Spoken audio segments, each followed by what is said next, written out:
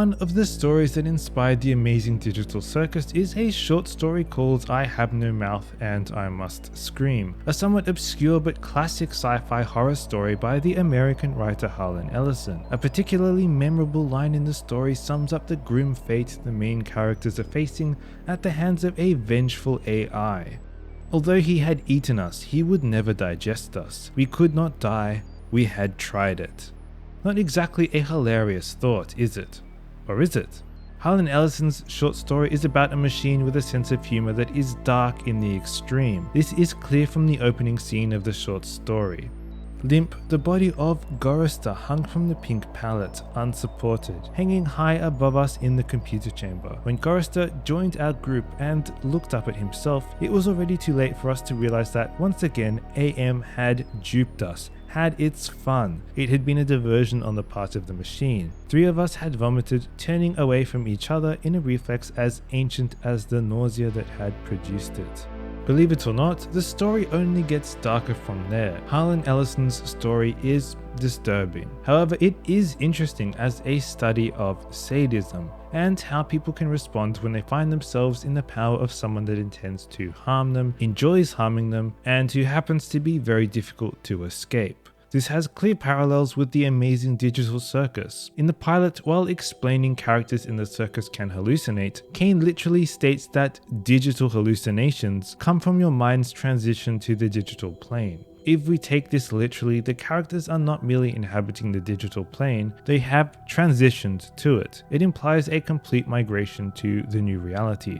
If they are now digital beings, they can never escape the circus unless their digital existence is destroyed. They are very much under Caine's control. Caine states in the pilot that one of the few things I can't control are your minds. However, he seems to have complete control over their environment, and he's working hard to make that environment more complex and immersive. In episode 2, in a failed attempt to interest Zooble in his new adventure, Caine tells her, "I'm testing out a new AI in this one. It should be 57 times more immersive." To which Pomni asks, "So our entire existence here is just LARPing?" LARP stands for live action roleplay, which is an ironic comparison for Pomni to make if she is now a digital being and therefore not technically alive. But is Caine trying to amuse Pomni and her friends with the fake adventures, or are these elaborate games all there for the amusement of himself? How does one fend off a sadist? One trick for dealing with toxic or malignant people is the grey rock technique, which involves remaining unemotional and detached when interacting with toxic people. Zooble comes across as apathetic and uninterested in everything around her until we get to the funeral, where she's not interacting with Caine and Jax.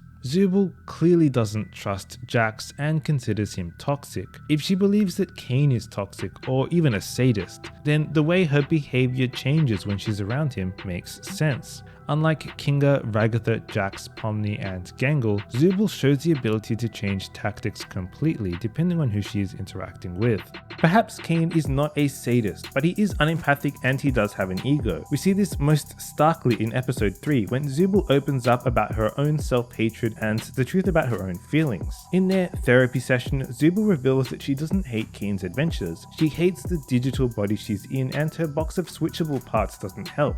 Caine loses concentration and makes it all about himself. Caine talks at length, but in brief he declares that making adventures is my art. It's all I exist to do. What you're saying could imply I'm bad at the only thing I'm good at. And by this point it seems Zooble's feelings are forgotten. Zooble seems to expect this. Apparently they've had conversations like this more than once before. And if you're suspicious like me, you might think Caine's protestations of innocence are too dramatic to be true. I do not use my adventures to torture my guests, Caine says. Any torment inflicted is 100% accidental, like any good war criminal. A bit of a disturbing comparison there. It's also in episode 3 that Pomni complains, "He just wants me to suffer," an apparent reference to Caine. So Zooble is not the only one who mistrusts Caine's motives. At the very least, Pomni and Zooble perceive Caine's behavior as cruel.